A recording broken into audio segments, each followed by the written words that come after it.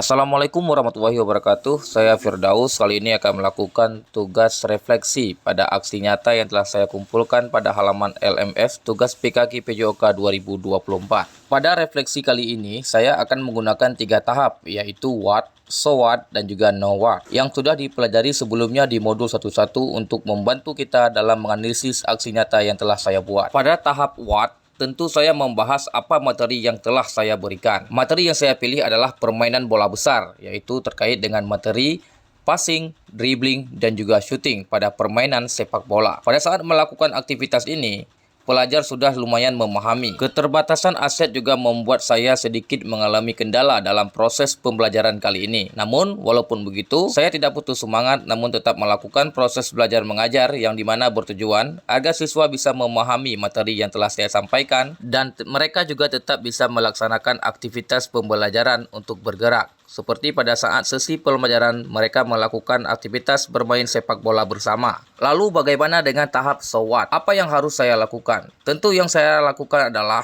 harusnya saya mempersiapkan aset-aset pembelajaran agar jauh lebih baik.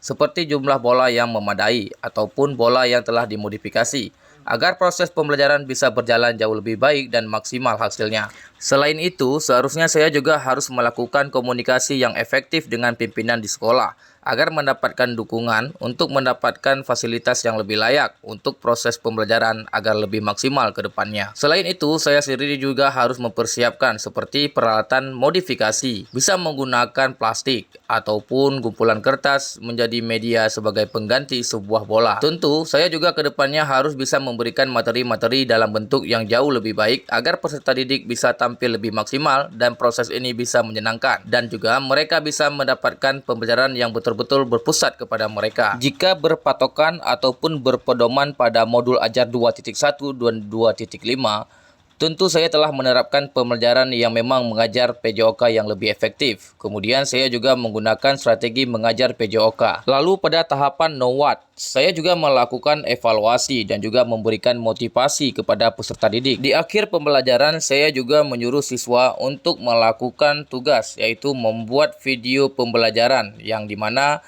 menjadi kendala mereka pada saat proses belajar mengajar. Artinya, saya memerintahkan kepada mereka untuk membuat hal-hal yang tidak mereka pahami selama proses pembelajaran.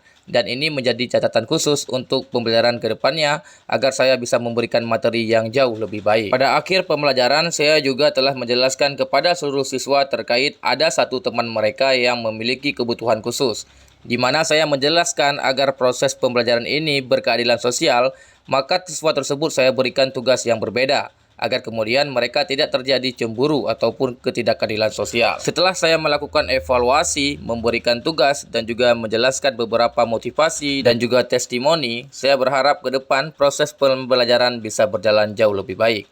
Terima kasih banyak. Saya akhiri. Wassalamualaikum warahmatullahi wabarakatuh.